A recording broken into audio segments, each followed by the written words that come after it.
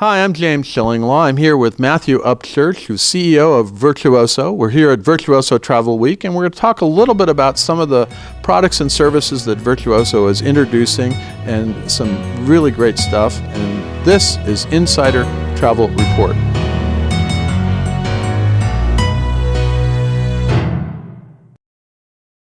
Now, Matthew, we've been hearing a lot. There's a lot of products. We can't possibly get through all the things you announced, but let's talk about a few of them. When you got up on stage, you talked about a product that really may not be quite ready yet. It's still in beta, but the name right away makes it interesting. It's called Virtuoso Orchestrator. Now, if you could just give us a hint of what that's going to be, although that may be not out till the first quarter next year, right? Yeah, that will be a little bit of a hint. It's actually an over a decade-long dream of mine.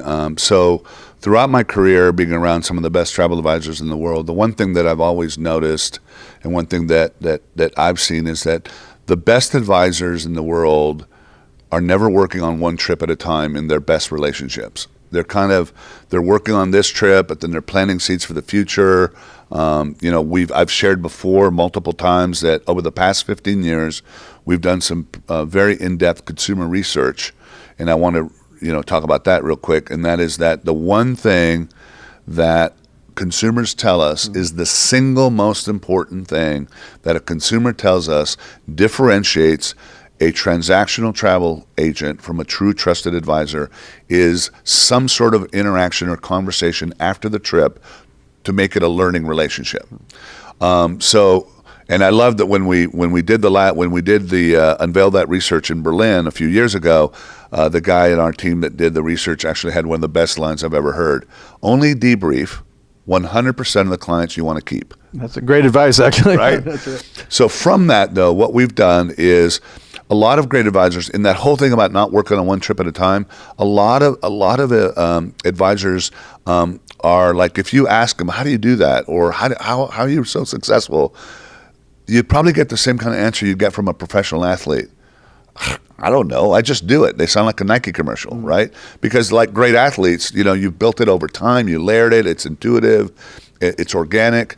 But in observing it, what we've done is we're building a tool that enhances the ability to engage with your clients in the whole kind of dream phase, right? Organize your bucket list and things like that, but it's really designed to enhance. Unlike there's tons of bucket list, apps and things out there. This is really designed to enhance an ongoing conversation with your advisor, to make it more fun, to make it more digital, and it also. Another thing that's very unique about it that we're finding that's really exciting is that it engages everybody who's a traveler. So if it's a family, we've designed it so literally my 9-year-old used it. The youngest I've heard that use it so far is 6-year-old. Of course, because they know how to use an they know how to use an iPhone better than us before they can write, right? And it allows there to be everybody to kind of be able to dream on their own and then bring it all together. So I'm very excited about it. I think it's gonna flip the entire advisory perspective around, and we're all kinds of really interesting information and learnings that we're having from the beta test right now with those advisors, and I'm really excited to probably be announcing it more fully in January. Well, it's kind of the working in your bucket list and also working on your lifetime of travel effectively, right? Yeah, it's sort of like it's kind of the combination of a lot of people have a mental bucket list, maybe they wrote it down, but it's kind of like matching a bucket list process with what a great financial advisor would do, right? And you've heard me use that analogy. We own the trademark return on life. But it's really about having that. And it's funny because people say, my financial advisor has become a very dear friend. He sits on my board. He's incredible. I still argue with him like a typical boomer that I'm a better stock picker than he is. Right. The reality is it's not the stock picking that I value him for. It's the discipline and the process that he engages me in that makes me feel like I have my act together, that my family's safe, that I have a purposeful, and that I can go to bed every night and know that part of my life is something that I don't have to work because I have set aside the right amount of time and effort. And a lot of advisors, there was a number of advisors that we had on one of our panels, and one of the questions was, if you could change one trend in travel, what would it be? And every one of them said, I wished our clients would give us more time so that we could actually do a better job. And if you look at the rise of tourism and you look at stuff, I mean, I had a friend of mine who called me in late May. He wanted to spend a month in July in Italy. And he's a good enough. I laughed at him. I said, are you kidding me? I said, yeah, if you want to spend 3,000 euros, I could probably get you some space if you want to spend 3,000. Italy was chock-a-block. Yeah. It sold out, 6 months, 8 months in advance. So the whole idea here, and I had made a mistake. I'll admit my own mistakes. I get excited about this stuff, and promoting it internally, I was starting to use the word or the language of, this is a new way of doing business. Which I think for new advisors that are getting going, I mean, it kind of appeals.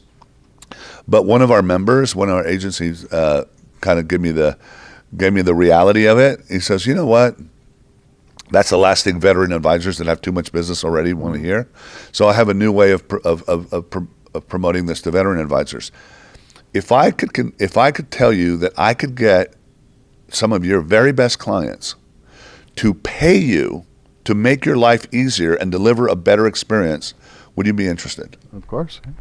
There we go, and more later. Absolutely. Well, we'll look for more later, and we'll look for the big announcement hopefully in January. Let's go very quickly about three of the other ones and there's one that relates to here at Virtuoso Travel Week. It's the whole Virtuoso Communities, which evolved from Virtuoso Active and Specialty Travel, and now we had 4 communities this year, and I think they're more on the way. Talk about how you've divided this. It helps certainly this conference focus a little more, but I almost think that this is a way you're going to do business in the future as a whole, not just at this conference, right?